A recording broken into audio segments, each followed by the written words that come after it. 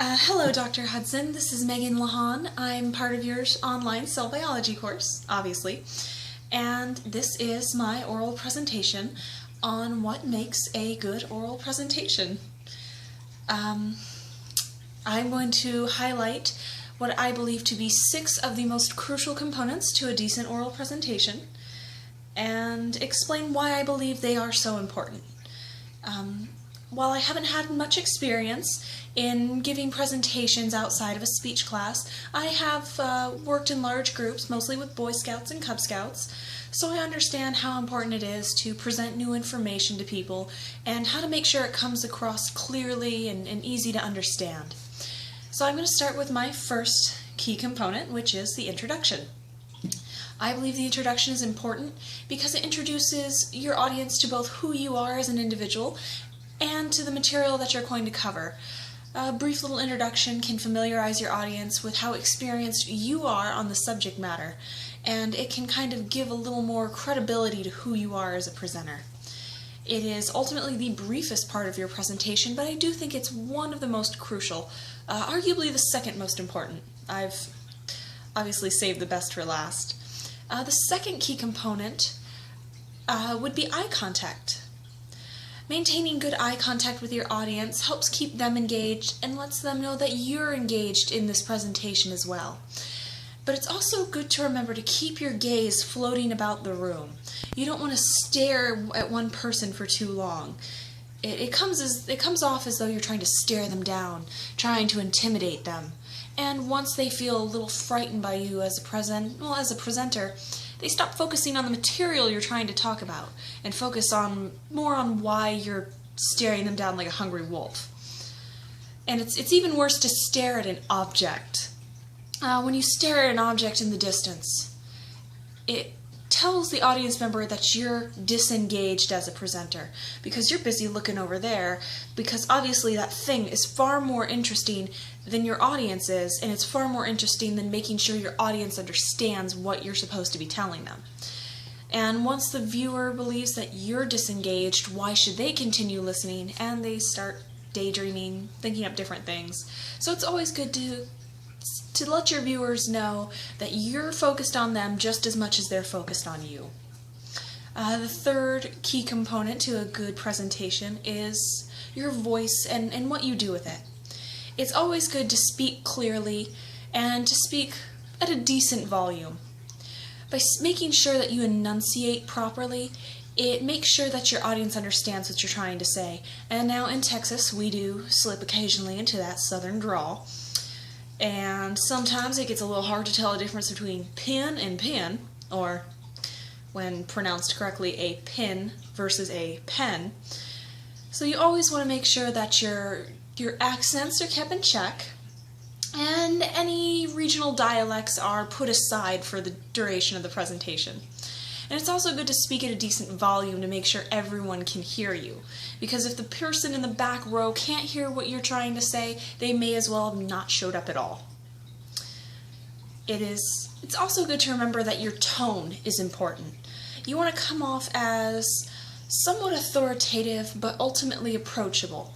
You don't want to be talking down to your audience because it's belittling. It's rude on just a general level, and it also will disengage your audience from you. Oh, why should I listen to that person? They don't believe I'm capable of understanding this material. Forget them. So it's always good to speak in a respectable, approachable, but in a respectable and approachable tone, but still maintain some level of authority as the presenter. The fourth component would be how you're dressed. It's always good to dress nicely because putting a little effort into your appearance will tell your audience that you cared enough about this presentation to make yourself look good as well. I mean, if the President of the United States came on the television one day to tell us that we were just dragged into World War III, but he did so in his boxer shorts and bathrobe, you probably wouldn't take him seriously now, would you? So dressing nicely is always a good bonus on your side. It lets your audience know that you cared enough to get out of bed this morning and put on something other than the dirty pair of jeans that have been lying on your bedroom floor. As one of my favorite comedians, Eddie Izzard, says, it is 50% how you look, 40% how you say it, but only 10% of what you actually say.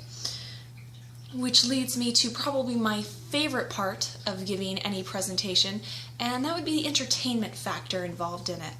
You can't just get up in front of a group of people, no matter how formal or informal, and just spew information out at them in this monotonous, droning tone. You have to spice things up with an occasional joke or personal story. The joke will break up the monotony of it, it'll keep them engaged, it'll prevent boredom, and especially I love sharing personal anecdotes pertaining to the subject matter because it allows me to connect with the people I'm talking to on a more personal level, but it also shows that I've had personal experience with what I'm talking about. I'm no longer just presenting facts from a book, but I'm bringing the subject matter into a more personal level on my part, which gives me a little more credibility and credence as a presenter. And then finally, the most important factor in any presentation is memorization. Now, it is impossible to memorize every line of every presentation you give, but to make sure that you retain the majority of the information you're going to cover in the back of your mind, make sure that your entire presentation will go over more smoothly. You don't want to have to stop and think and try and figure out where you were, because when you do that, it opens up room for those nasty little things called fillers. The ums, the likes, the twiddling thumbs. Because once you come off as hesitant, it tells the audience that you don't know what you're talking about. Why are you so nervous? Why did you stop? And again, it can rob you of that credibility that you need in order to gain your audience's confidence. A handy little tool, as everyone will tell you, is a nice little index card with some of the key points of your presentation written on it to help you keep pace. And again, that is probably one of the most important factors in any presentation. Those 6 factors, I try and implement them in every presentation I give, whether it's with coworkers, employers, or even the Boy Scouts I manage.